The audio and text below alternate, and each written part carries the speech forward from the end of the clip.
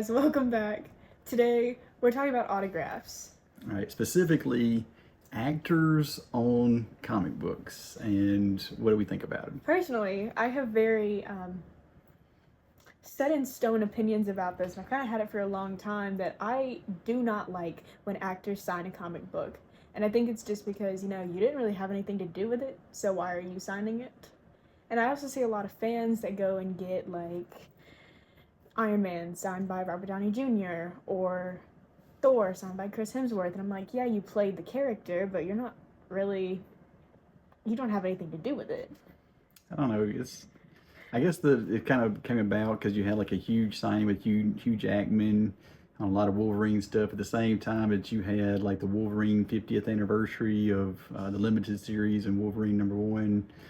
And people are asking like crazy prices for like a Hugh Jackman or Robert Downey Jr. So I think the thing that really set me off, and we were in a comic shop the other day and I saw this, was a Hugh Jackman and Hugh Jackman signed Hulk 181. Yeah. And I could have thrown a fit in the middle of the store. That made me so upset.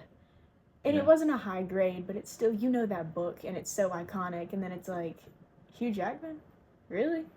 Well, I mean, I guess it's one of those kind of a crossover, kind of bringing other people maybe to the comic market, or if you just really enjoy it. Because I mean, like Jon Bernthal and Charlie Cox, I mean, they do a lot of shows and they sign a lot of Daredevil and Punisher stuff.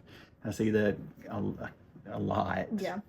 And a lot of people pay big money for that. And the Vincent D'Onofrio and Charlie Cox combo, or all three of those combos, because they do hit a lot of the circuit. And they're selling very well. So drop it in the comments and tell us what you think about it. Yeah, coming from a music collector, I mean, I think I would be upset if I saw an artist that didn't work on an album signing the album. I mean, I would have a problem with that too. And then to see that, it was like, it's kind of the same situation. Like, yeah, you played the character, but it's the book. I kind of take it into, it's kind of like Stan Lee signing a book that Stan Lee directly didn't work on. Right. So even though he was tied to Marvel and he signed, like at the end of his life, bless him, that he signed everything.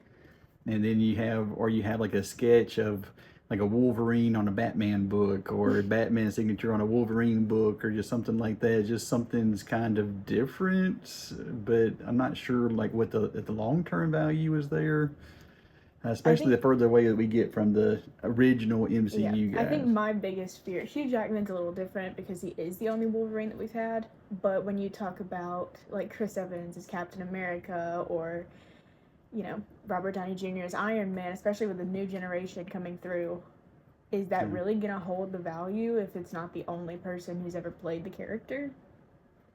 I mean, I don't think so. I think it's going to get murky.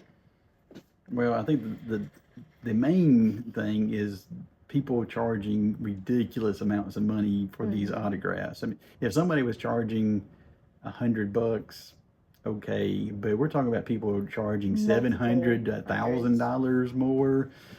Don't do that. Don't buy that book. It will never hold that value of that signature. And probably the top tier that you would have would be like Stan Lee right now. I mean, he's probably 200. I've seen his add value to a book, $500 even to $1,000 if you had like a Neil Adams or a Frank Frazetta, Neil Gaiman.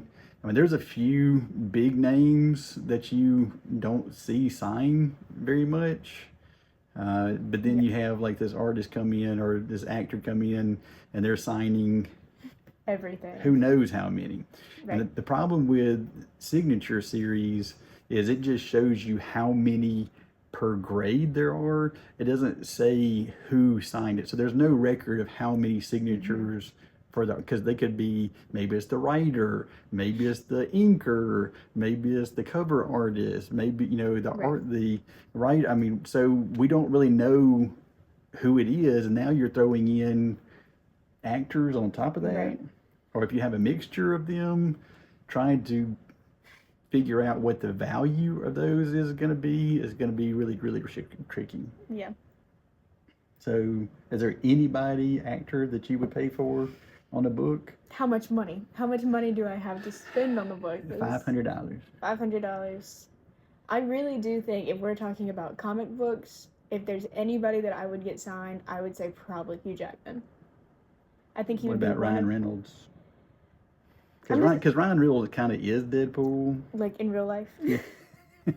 I wouldn't have a problem with it if I saw him, but I don't think I'd go out of my way to be like, I have to get I'm not a huge Deadpool fan as much as I would be like Wolverine. But both of them, I think, would be on a different level than almost every MCU actor that's come out and has played a second or third generation character.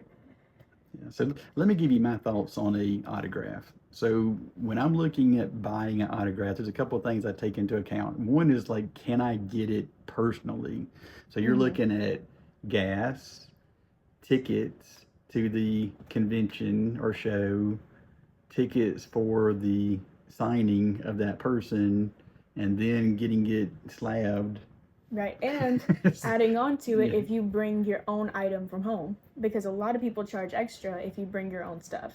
Yeah, but some of those you can't get slabbed, or I don't know. So I don't know. Let us know what you think about it, and this is an ongoing argument probably until the end of time for me.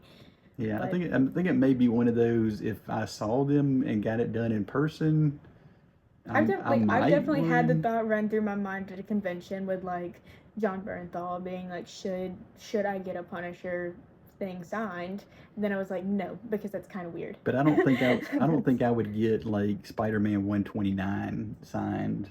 Well, that's another thing. Like I said, with Hulk 181 being the bigger books, if it's like a reprinted like off the shelf at a comic store versus this book is $200-$300 on its own. Yeah, and now I'm taking it out of the slab to get it signed. There are some variant covers of the photograph from the picture from the movies. So there are some like a Chris Hemsworth now cover. If the actor is on the book, then that's different. Yeah, I'm talking about some book that they have nothing Daredevil to do with. #1 60s version signed by Charlie Cox. I think that would send me into outer space. I think that would instantly take me out. I mean, if it's maybe like a 1.0 or a 2.0. No, even then, no. I've got a Captain America #1. I'm going to get Chris Evans to sign it. Absolutely not. Absolutely not. Captain America 100. No. Avengers #4. I'm not Avengers #4, Captain America, and you can get Chris Hemsworth and Chris Evans and that hurts. Robert Downey Jr. That hurts. You know, I don't like it. that. I don't like that one bit. No. But yeah, leave it in the comments. If you have something to add to this, I would love to hear it. And would you get a Hulk 181 signed? Would you get it signed by Mark Ruffalo? Would you get it signed by Hulk? Oh no. Definitely not. All right, guys. We'll see you next time. See you later.